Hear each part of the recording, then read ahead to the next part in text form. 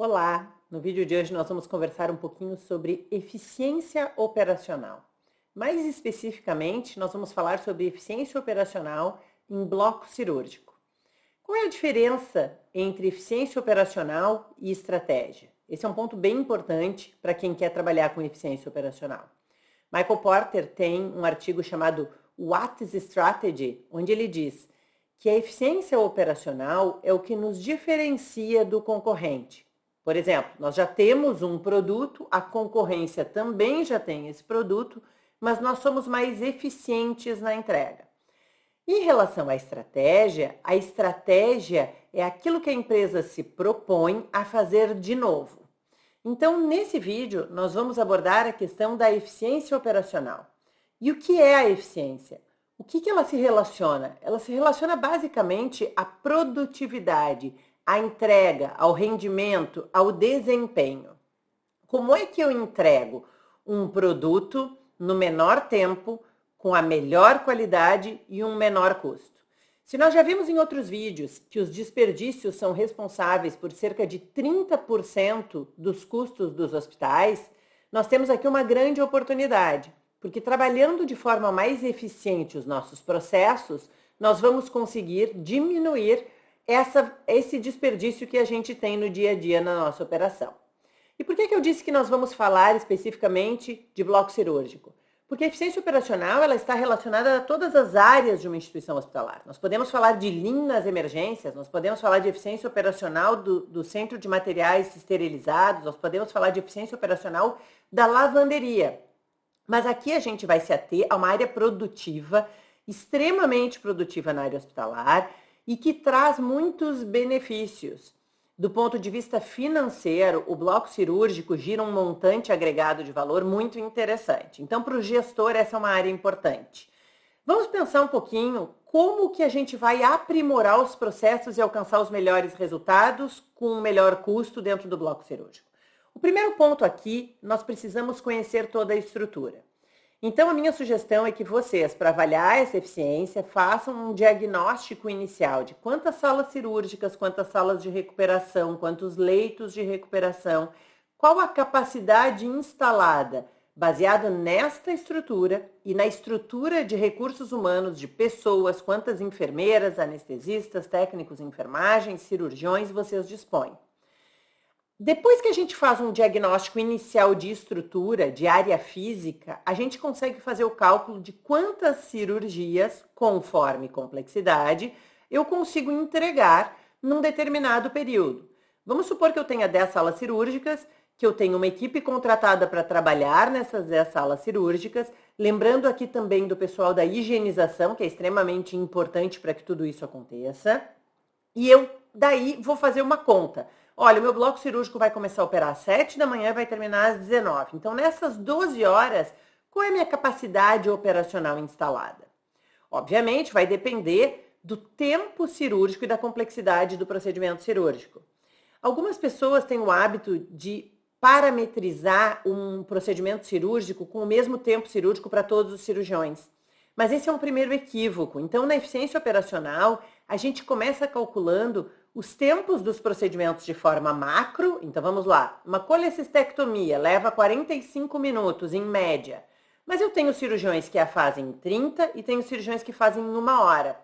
O ideal é que a gente possa parametrizar por cirurgião o tempo de sala que ele despende.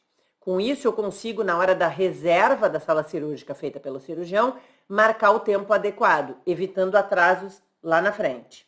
Uma queixa muito comum dos cirurgiões é: eu cheguei no horário, mas a sala estava atrasada. E estava atrasada porque o colega anterior não liberou. Ele não liberou porque ele levou mais tempo operando ou porque a sala entrou em processo de higienização, de limpeza e nós não tínhamos equipe disponível para fazer isso. Essa é a análise da eficiência operacional. Então, a minha recomendação inicial é: calcule a sua estrutura básica, o que você dispõe, entenda o perfil cirúrgico e a complexidade dos seus procedimentos, individualize eles por profissional e depois faça a mensuração de todos os tempos. E quando eu estou falando todos os tempos, eu estou me referindo a uma análise de vida real. Aonde a gente pode fazer isso, já existem sistemas chamados data trackers, né? Onde você pega um tablet e coloca na mão de uma pessoa que vai acompanhar todos os procedimentos ao longo de um dia, uma semana, um mês, conforme volume e disponibilidade. E essa pessoa vai registrar o início do procedimento e o fim. E aí vamos lá. Então o paciente chegou no nosso bloco cirúrgico, deu entrada e foi recebido. Tempo zero. Ele preencheu todos os questionários e toda a avaliação pré-anestésica, caso isso seja feito dentro do bloco cirúrgico. Dou check no meu sistema. Depois disso, meu paciente faz uma avaliação de enfermagem. Eu avalio quanto tempo isso leva. Em paralelo, eu estou olhando qual é o tempo de montagem da sala, qual é o tempo de início e fim da higienização da minha sala, e eu também estou olhando todos os tempos de movimentação do paciente.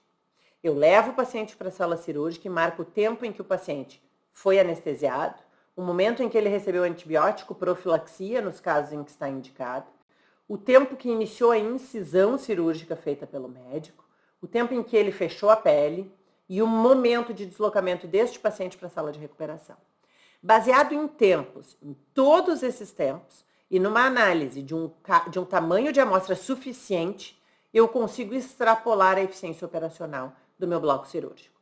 O objetivo é que eu identifique os nós críticos, aonde eu posso atuar melhorando performance. Em algumas situações, a gente consegue identificar que a gente tem uma equipe subdimensionada de higienização e que é isso que atrasa os nossos processos entre uma cirurgia e outra. Em alguns momentos, a gente identifica que o médico marcou um tempo cirúrgico de sala menor do que ele efetivamente demanda na prática. Em outras situações, a gente tem uma questão de transporte. Enquanto os médicos estão preenchendo toda a documentação do paciente, termo de consentimento informado, estão envolvidos com todos os papéis deste paciente, com a transferência dele para a sala de recuperação, a gente não tem quem faça esse transporte até a sala de recuperação. Então, é conhecer, fazer um diagnóstico, levantar os dados e, então, trabalhar os nós críticos para melhorar a eficiência operacional. Aqui eu falei sucintamente de um processo de eficiência operacional de bloco cirúrgico, mas nós poderíamos falar de uma área que tem grandes gargalos e grandes gaps, e falaremos nisso num outro vídeo, que é o processo todo de emergência. É muito importante que a gente deixe claro também que ao longo da mensuração de todos esses recursos que eu disponho, eu vou conseguir otimizar estrutura de pessoas e de equipamentos. Então eu vou ter vários ganhos que vão aumentar o meu giro de sala e que vão me permitir operar mais pacientes num menor espaço de tempo, melhorando a rentabilidade do meu hospital. Alguns hospitais trabalham com salas gessado. O que são salas gessadas? São aquelas salas que a gente pré-determina que são de um determinado médico de sua equipe. Então vamos lá. Na segunda-feira, das 13 horas às 19 horas, a sala está gessada para a equipe da traumatologia. Uma análise importante é a análise de ociosidade das salas gessadas. Vários hospitais têm feito essa análise e têm identificado que, apesar de ter uma sala gessada, os médicos optam por fazer cirurgias num outro horário, utilizando uma outra sala. Então, ele tem a sala gessada na segunda tarde, mas ele acaba operando na terça pela manhã por uma conveniência em relação a tempo de jejum e assim por diante. Então, essa análise das salas gessadas também é uma análise que entra no nosso processo de eficiência operacional, porque a gente pode desbloquear horários que estavam fechados para uma determinada equipe, ofertar um que melhor se adapte a essa equipe e, com isso, ganhar um espaço para que seja ocupado por outro time. Espero que vocês possam ter rapidamente depreendido a ideia de uma análise de eficiência operacional de bloco cirúrgico e que vocês tenham, então, a partir de agora, a mensuração de todos os seus tempos para atuar nos nós críticos. Podem também aproveitar e fazer aí uma busca em cima de alguns aplicativos que já mensuram isso, inclusive alguns sistemas de informação que extraem os dados automaticamente, mas aí a gente depende muito do clique de todas as pessoas que estão envolvidas no processo. Então, para mapeamento, eu recomendo que se tenha um projeto, como se fosse um projeto de pesquisa, um projeto piloto com envolvimento de pessoas destinadas especificamente para a medida dos tempos. E depois, sim, isso fica automatizado dentro do sistema. Quando o anestesista faz a infusão do antibiótico, ele clica. Quando o paciente termina o seu procedimento cirúrgico, o médico avisa e o enfermeiro clica no sistema. Isso pode acontecer à medida que isso for se naturalizando.